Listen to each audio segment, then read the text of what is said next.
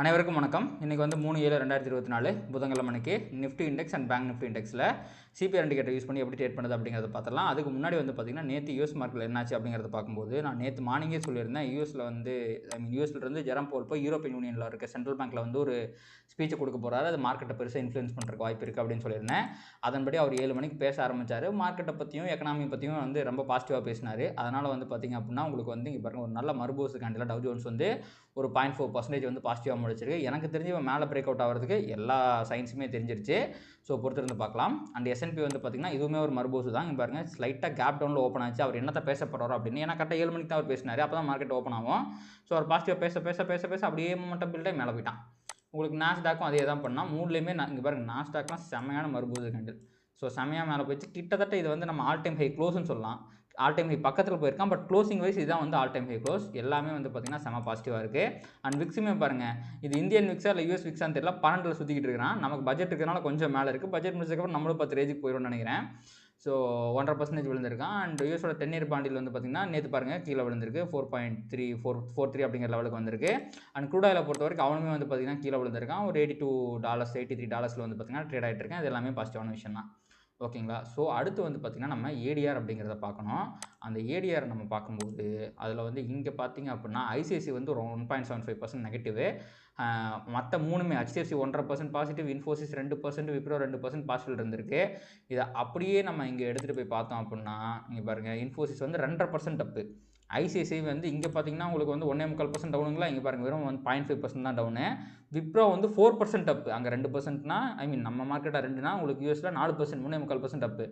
HDFC bank தான் 4.5% அப்பு. இங்கே எவ்வளவு வெறும் 1.5% தான் அப்பு. இதற்கு முக்கியமான காரணம் HDFC பேங்க்கில் வந்து வந்திருக்கிற ஒரு மிகப்பெரிய பாசிட்டிவ் நியூஸ். அதை வந்து இந்த வீடியோவில் சொன்னேன் அப்படின்னா உங்களுக்கு இந்த வீடியோட லென்த் வந்து அதிகமாகிடும். அதனால் 8:30க்கு போடுற டெய்லி போகிற ஒரு ஷார்ட்ஸ் அப்டேட் வீடியோவில் வந்து நான் அந்த HDFC பேங்கை பற்றி பேசுகிறேன்.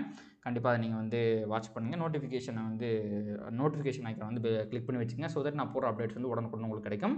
HDFC பேங்க்கில் ஒரு செம்மையான பாசிட்டிவ் நியூஸ் இருக்குது. இன்றைக்கி வந்து HDFC பேங்க் மார்க்கெட் எப்படி இருக்குது அப்படிங்கிறத HDFC பேங்க் வந்து ஒரு பாசிட்டிவாக ட்ரேட் ஆகிறதுக்கு நிறையா சான்சஸ் இருக்குது. அண்டு அடுத்து வந்து பார்த்திங்கன்னா FII டேட்டா பார்த்துடலாம். அதில் வந்து பார்த்திங்கன்னா நேற்று வந்து FII வந்து ஒரு 2000 கோடிக்கு விற்றுருக்காங்க. அண்டு வால்யூம் பார்த்திங்கன்னா ஓரளவுக்கு நார்மல் ஆயிடுச்சு. முதல்ல 20,000 கோடின்னு இருக்குது, 14,000 கோடி 13,000 கோடின்னு இருக்குது. ஓகே தான். அண்ட் DI வந்து பார்த்திங்கன்னா ஒரு 700 கோடிக்கு வந்து பை பண்ணியிருக்காங்க. ஓகே. ஸோ நெட் இன்ஸ்டியூஷன் வந்து பார்த்திங்கன்னா நேற்று நெகட்டிவாக முடிஞ்சிருக்கு. இது ஒரு சின்ன ஒரு நெகட்டிவ் சைன். அண்ட் உங்களுக்கு வந்து பார்த்திங்கன்னா இப்போதைக்கு கரண்ட்டில் வேர்ல்டு மார்க்கெட் ஃபியூச்சர்ஸ் பார்க்கும்போது உங்களுக்கு வந்து டவ், S&P, நாஸ்டாக் மூணுமே வந்து பார்த்திங்கன்னா பயங்கர ஃப்ளாட்டாக இருக்குது. அண்ட் யூரோப்பியன் மார்க்கெட் எல்லாமே வந்து கொஞ்சம் பாசிட்டிவாக இருக்குது, ஃப்ளாட்டாக தான் இருக்குன்னு வச்சுக்கலாம். And Nikkei positive, Taiwan positive, எல்லாருமே வந்து கொஞ்சம் பாசிட்டிவாக தான் இருக்காங்க. வேர்ல்டு மார்க்கெட் ஃபியூச்சர்ஸ் எல்லாமே வந்து பார்த்திங்கன்னா இப்போதைக்கு பாசிட்டிவாக தான் இருக்குது. ஸோ அடுத்து வந்து நம்ம வந்து நேற்று என்னாச்சு நிஃப்டியில் என்னாச்சு அப்படிங்கிறத பார்க்கலாம். நேற்று வந்து பார்த்திங்கன்னா நிஃப்டியில் பெரிய ஒரு மூமெண்ட்லாம் கிடையாது. உங்களுக்கு பெரிய மூமெண்ட்லாம் கிடையாது. நம்ம 5 மினிட்ஸுக்கு போனோம் அப்படின்னா இங்கே பாருங்கள் நேற்று வந்து கொஞ்சம் ஆல் டைம் ஹை கிட்ட தான் ஓப்பன் ஆச்சு. ஓப்பன் ஆகிட்டு சின்ன ஒரு லோயரில் போட்டு கீழே முடிச்சிருக்கிறான். சிபிஆர்கிட்டே ரெசிஸ்டன்ஸ் ஆகி முடிச்சிட்டான். விச் மீன்ஸ் பெரிய சம்பவம்லாம் ஒன்றும் இல்லை அப்படிங்கிறது தான் அர்த்தம். சரி, டுமாரோ ஸ்பியருக்கு போயிட்டேன். ஓகே. ஸோ பார்த்தீங்கன்னா உங்களுக்கு தெரியும் ஒரு வைடு சிபிஆர் ஃபார்ம் ஆயிருந்துச்சு. மார்க்கெட் கன்சல்டேட் ஆகியே முடிஞ்சிருச்சு. சிபிஆருக்கு மேலே முடிஞ்சிருக்கிறது ஒரு நல்ல பாசிட்டிவான விஷயம். But all time high sustain பண்ண முடியல. அது மட்டும்தான் இப்போதைக்கு வந்து பார்த்திங்கன்னா ஒரு நெகட்டிவான விஷயம். அண்ட் நீங்கள் பாருங்கள் மார்க்கெட் ரொம்ப நாளாக நிஃப்டி கன்சல்டேட் ஆகிட்டு இருக்கான். எனக்கு தெரிஞ்சு ஒரு பிரேக் அவுட்டை போட போகிறான். அது இந்த 3 நாளில் கண்டிப்பாக ஒரு நாள் நிஃப்டி எய்தர் மேலேயோ கீழேயோ பிரேக் அவுட் ஆகிறதுக்கு எல்லா வாய்ப்புகளுமே இருக்கிற மாதிரி தான் தெரியுது.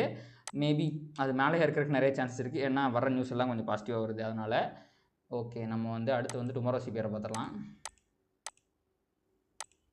ஓகே, டுமாரோ சிபிஆர் பார்க்கும்போது இன்றைக்கி வந்து ஒரு அசெண்டிங் ஒரு நேரோ சிபிஆர் மாதிரி வந்திருக்கு. இதை மீடியம் சிபிஆர்னு சொல்ல முடியாது, நேரோ சிபிஆர்னு வர முடியாது, ரெண்டுக்கு நடுவில் இருக்குது. பட் இதே வந்து மார்க்கெட் இன்றைக்கி ட்ரெண்ட் ஆகிறதுக்கான வாய்ப்புகள் இருக்குது அப்படிங்கிறத இண்டிகேட் பண்ணுது. ப்ளஸ் கூடவே வந்து பார்த்திங்கன்னா இன்றைக்கி மார்க்கெட் கேப் அப்பும் ஆக போகுது. ஏன்னா கிஃப்ட் நிஃப்டி வந்து பார்த்திங்க அப்படின்னா உங்களுக்கு வந்து கிட்டத்தட்ட ஒரு 150 பாயிண்ட் இப்போதைக்கு வந்து பார்த்திங்கன்னா கேப் அப் இண்டிகேட் பண்ணுறான். வழக்கமாக கிஃப்ட் நிஃப்டி இண்டிகேட் பண்ணுறத விட நம்ம மார்க்கெட் அதிகமாக தான் கேப் அப் ஆகிட்டுருக்கு. ஸோ எனக்கு தெரிஞ்சு இன்றைக்கி வந்து மினிமம் 100 பாயிண்ட்டு, மேக்ஸிமம் 200 பாயிண்ட் கூட வந்து கேப் அப் ஆகிறதுக்கு எல்லா வாய்ப்புமே இருக்குது. ஸோ அப்படி பார்க்கும்போது இப்போ நிஃப்டி வந்து ஒரு 200 பாயிண்ட் கேப் அப் ஆகிறான். இல்லை நம்ம 200 மேக்ஸிமம் வச்சுக்க வேணாம், மினிமமே வச்சுக்கலாம். அந்த 100 பாயிண்ட் கேப் அப் ஆனால் கூட அகைன் நம்ம ஆல் டைம் ஹைக்கு தான் ஓப்பன் ஆக போகிறான். டெய்லியுமே மார்க்கெட் ஆல் டைம் ஹையில் ஓப்பன் ஆகும்போது ப்ராஃபிட் புக்கிங் வந்து அது கீழே வரதுக்கான வாய்ப்புகள் அதிகமாக இருக்குது. அண்ட் இன்றைக்கி நேரோ சிபிஆர் இருக்கிறதுனால இட் இஸ் அ ட்ரெண்டிங் டே. ஒன்று மார்க்கெட் வந்து மேலே ஓப்பன் ஆகி மேலேயே போகணும், ஆர் இங்கேருந்து ரிவர்சல் ஆகி கீழே வரணும். இதில் ரெண்டில் ஏதோ ஒன்று நடக்கிறதுக்கு நிறைய வாய்ப்புகள் இருக்குது. இந்த கேப் அப் சஸ்டெயின் ஆகி திருப்பி டே ஹையை தாண்டினா கண்டிப்பாக ப்ரைஸ் வந்து இந்த 24,300 வரைக்கும் போகும். ஆர் இந்த டேயோட இன்றைக்கி வந்து அந்த R2 வந்து இந்த இதில் வராது, செட்டிங்ஸில் வராது, இன்னையோட R2 வரைக்கும் போகிறதுக்கு வாய்ப்பு இருக்குது. இன்கேஸ் அது ஃபெயிலியர் ஆகுது அப்படின்னா உங்களுக்கு இந்த ப்ரீவியஸ் டே ஹை R1 ரெண்டையுமே தாண்டி கீழே வரும்போது நல்ல ட்ரெண்டிங் போட்டு கீழே S1 வரைக்கும் வரதுக்கான வாய்ப்புகளுமே இருக்குது. ஸோ நிஃப்டியை பொறுத்த வரைக்கும் இந்த R1 லெவல் அப்படிங்கிறது ரொம்ப முக்கியமான லெவல் தான். ஸோ அதை வந்து கிராஸ் பண்ணும்போது என்ன வேணால் நடக்கிறதுக்கு வாய்ப்பு இருக்குது. ஸோ இன்றைக்கி trending day is high probable trading opportunity அப்படிங்கிறதுனால R1க்கு மேலே ஓப்பன் ஆகி டே ஹையை தாண்டிச்சுன்னா ஃபர்தராக நல்லா மேலே போகிறதுக்கு வாய்ப்பு இருக்குது. அதுவே R1க்கு மேலே ஓப்பன் ஆகி R1 தாண்டி கீழே வந்து 5 மினிட்ஸில் ஒரு நல்ல க்ளோசிங் வச்சுச்சு அப்படின்னா மார்க்கெட் கீழே வரதுக்கு வாய்ப்பு இருக்குது. நம்ம சிபிஆரே டார்கெட்டாக வச்சுக்கலாம், ஏன்னா இந்த இடத்துல வந்து சப்போர்ட் எடுக்கிறதுக்கு எல்லா வாய்ப்பு இருக்குது, ஏன்னா அது ஒரு அசனிங் சிபிஆராக இருக்கிறதுனால. பட் மார்க்கெட் ட்ரெண்ட் ஆச்சுன்னா சிபிஆர் ஈஸியாக பிரேக் பண்ணி S1 வரைக்கும் வரது கூட வாய்ப்பு இருக்குது, இன்கேஸ் ஃபால் ஆகிற பட்சத்தில். ஸோ இதான் வந்து பார்த்திங்கன்னா நிஃப்டியை பொறுத்த வரைக்கும் இன்றைக்கி இருக்கிற ஹை ப்ராஃபிட் ட்ரேடிங் ஆப்பர்ச்சுனிட்டி. அப்படியே பேங்க் நிஃப்டி பக்கம் போனீங்க அப்படின்னா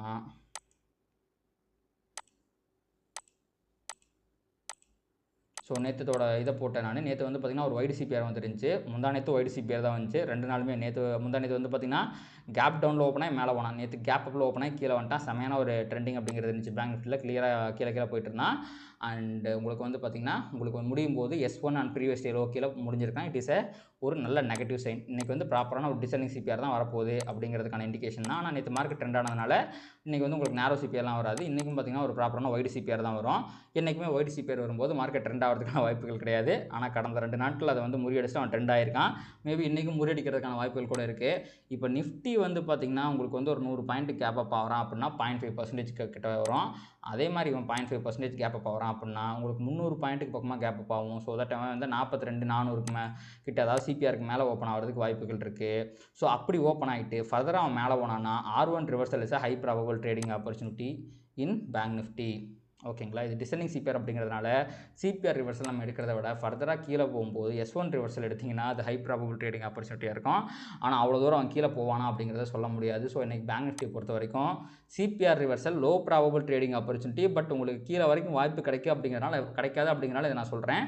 ஸோ இன்றைக்கி வந்து ஆல்வேஸ் நீங்கள் R1 reversal or previous day high ரிவர்சலை வந்து ட்ரை பண்ணுங்கள். அதுதான் வந்து எனக்கு தெரிஞ்ச பேங்க் நிஃப்டியில் இருக்க ஹை ப்ராபபிள் ட்ரேடிங் ஆப்பர்ச்சுனிட்டி. இது டிசைனிங் சிபிஆராக இருந்தாலுமே வைடு சிபிஆராக இருக்கிறதுனால மேபி நீங்கள் ட்ரை பண்ணலாம். பட் நான் வந்து ட்ரை பண்ணுவானா அப்படிங்கிறது பேஸ்ட் அந்த ப்ரைஸ் ஆக்ஷன் தான் முடிவு பண்ண முடியும். வெறும் சிபிஆர் இண்டிகேட்டரை வச்சு மட்டும் முடிவு பண்ண முடியாது. ஏன்னா டிசைனிங் சிபிஆர் ரிவர்சல் வந்து கிட்டத்தட்ட ஒரு லோ ப்ராபபிள் ட்ரேடிங் ஆப்பர்ச்சுனிட்டி தான். பட் ஸ்டில் நான் பேஸ்ட் அந்த ப்ரைஸ் ஆக்ஷன் முடிவு பண்ணிப்பேன். சப்போஸ் உங்களுக்கு வந்து அந்த ப்ரைஸ் ஆக்ஷன் பற்றி பெருசாக நாலேஜ் இல்லை அப்படின்னா இந்த ட்ரேடை நீங்கள் எடுக்கிறத அவாய்ட் கூட பண்ணிடலாம். ஓகேங்களா, ஸோ இதான் வந்து பார்த்திங்கன்னா பேங்க் நிஃப்டி பொறுத்த வரைக்கும் இன்ட்ராடேயில் இருக்க high probable trading opportunities. And நம்ம பொசிஷனலாக பார்க்கும்போதுமே வந்து பார்த்திங்கன்னா பேங்க் நிஃப்டி நல்ல ஒரு டபுள் டாப் மாதிரியான ஒரு எம் தெரியுதுங்களா உங்களுக்கு, மேலே போயிட்டு கீழே வந்து இங்கே வந்திருக்கான். ஸோ இந்த ஹையை தாண்டாத வரைக்கும் இவனுக்கு வந்து இவனால் பெருசாக மேலே போக முடியாது. அதே மாதிரி இந்த லோவை தாண்டானா நல்லா இவனால் கீழேயும் போக முடியும். ஸோ பார்க்கலாம் என்ன பண்ண போகிறோம் அப்படின்ட்டு. ஸோ பொசிஷனலாக வந்து பார்த்தீங்கன்னா வீக்லியில் வந்து இன்றைக்கி ஒரு கன்சால்டேஷன் தான், அயன் கண்டர் தான் காட்டிருந்துச்சு, கன்சால்டேஷன் தான் காட்டிருந்துச்சு. ஸோ தட் மார்க்கெட் கன்சால்டேஷன் ஆகிறதுக்கான வாய்ப்புகளும் இருக்குது. ஸோ என்ன ஆக போகிறோம் அப்படிங்கிறத பொறுத்திருந்து பார்ப்போம். அதே மாதிரி நிஃப்டியை பொறுத்த வரைக்கும் டெய்லி ஆல் டைம் ஹை அடிச்சிட்டு இருக்கிறதுனால மேபி இன்னும் கொஞ்சம் கன்சால்டேட் ஆனால் தான் இவ்வளோ பெரிய மூவுக்கு இன்னும் கொஞ்சம் கன்சால்டேட் ஆனால் தான் மேலே போக முடியும். ஸோ ஆல் டைம் ஹை அப்படிங்கிறது ஆல்வேஸ் நிஃப்டிக்கு ஒரு நல்ல ரெசிஸ்டன்ஸாக இருக்கும். அதே மாதிரி கீழே வந்து பார்த்திங்கன்னா உங்களுக்கு வந்து இந்த ரேஞ்ச் இருக்குது பார்த்தீங்களா, 24,000 அப்படிங்கிறது ஒரு நல்ல ரெசிஸ்டன்ஸாக இருக்கும். 24,000 தாண்டும் போது கண்டிப்பாக ஒரு செல்லிங் ப்ரெஷர் எதிர்பார்க்கலாம். 23,800 அதுக்கப்புறம் ஒரு நல்ல சப்போர்ட்டாக இருக்கும். அதே உடச்சிட்டான்னா அதுக்கப்புறம் 23,400 வரைக்கும் வரதுக்கு வாய்ப்பு இருக்குது. ஸோ இதான் வந்து பார்த்திங்கன்னா பொசிஷனலாக நிஃப்டியோட லெவல். ஸோ எனக்கு 2 இண்டெக்ஸ் தான் இருக்குது முடிச்சிட்டோம் நம்ம. அண்ட் நேற்று வந்து இவ்வளோ பெரிய அமுழுதுமொழி நடந்துமே உங்களுக்கு வந்து இந்தியா விக்ஸ் 1% கீழே தான் விழுந்திருக்கு. ஸோ தட் வந்து மார்க்கெட்டில் ஒரு செல்லிங் ப்ரெஷர் ஃபர்தராக வரக்கு வாய்ப்பு இல்லை. எதர் மார்க்கெட் கன்சால்டேட் ஆகணும் ஆர் மேலே போகணும். பேங்க் நிஃப்டி இப்படி விழுந்ததுக்கு காரணமே ப்ராஃபிட் புக்கிங் தான். ஆல்ரெடி வெறிகுண்டாக மேலே ஏறினா அதனால தான் கீழே விழுந்திருக்கேன் அப்படின்னு மார்க்கெட் ரொம்ப தெளிவாக ப்ரைஸ் ஆக்ஷன் நமக்கு சொல்லுது. அதனால் வந்து மார்க்கெட் கீழே போயிடும் அப்படிங்கிறத பயப்பட வேணாம். ஆனால் இது ப்ராஃபிட் புக்கிங்கில் தான் கீழே வருது. சப்போஸ் கீழே விழுந்தாலுமே ஏதோ ஒரு பாயிண்ட்டில், அது எந்த பாயிண்ட் நம்மளால் சொல்ல முடியாது. மேபி இந்த கேண்டலோட லோ வாக் அவுட் இருக்கலாம், ஒரு 51,700 கிட்டேயோ ஆர் கீழே வந்து 51,100 கிட்டேயோ கண்டிப்பாக சப்போர்ட் எடுத்துகிட்டு மேலே போயிடும் அப்படிங்கிறதான் இப்போதைக்கு வந்து இதாக இருக்குது. மேபி அதிகபட்சம் இன்னொரு 1000 பாயிண்ட் ஃபால் வரலாங்க ஒஸ்ட் கேஸில் பேங்க் நிஃப்டியில். அதுக்கப்புறம் திருப்பி கொஞ்சம் கன்சல்டேஷன் போடுவோம், அவர் மேலே போவான். பெரிய ஃபாலுக்குலாம் வாய்ப்பு இல்லை. அன்டில் பட்ஜெட் அன்றைக்கி என்ன வேணால் நடக்கலாம். ஏதாவது சம்பவத்தை பண்ணி விட்டாங்கன்னா பெரிய ஃபால் வரது கூட வாய்ப்பு இருக்குது. அதை நம்ம பொறுத்து வந்து பார்க்கலாம். அண்ட் இந்த வீடியோவில் நான் ஷேர் பண்ணுற எல்லாமே எஜுகேஷன் பர்பஸ்க்காக மட்டுமே. என்னோட வியூ தப்பாக போகிறதுக்கு எல்லா வாய்ப்புகளுமே இருக்குது. அதனால் ரிஸ்க் மேனேஜ்மெண்ட் ஒன்று மட்டுமே உங்களுடைய மார்க்கெட்டில் ரொம்ப நாள் வச்சுக்கக்கூடிய ஒரே ஒரு ஆயுதம். அதனால் ஒரு ட்ரேடுக்கு 1% மேலே ரிஸ்க் எடுக்காதீங்க. ஒரு நாளைக்கு ஒஸ்ட் கேஸில் போர்ட்ஃபோலியோ ஸ்டாப் லாஸ் ஒரு 2.5% வச்சு ட்ரேட் பண்ணுங்கள். கண்டிப்பாக மார்க்கெட்லேருந்து உங்களால் யாராலையுமே வெளியேற்ற முடியாது. ஸோ கண்டிப்பாக இந்த வீடியோ உங்களுக்கு யூஸ்ஃபுல்லாக இருந்துச்சு அப்படின்னா அதை லைக் பண்ணுங்கள், கமெண்ட் பண்ணுங்கள், அண்ட் ட்ரேட் பண்ணுற மற்ற நண்பர்களுக்கு ஷேர் பண்ணுங்கள். யூடியூபில் கருத்து ட்ரிகர் பண்ணி இன்னும் நிறைய பார்வையாளர்கள் நம்ம சேனலுக்கு கொண்டு வந்து சேர்க்கும். நன்றி.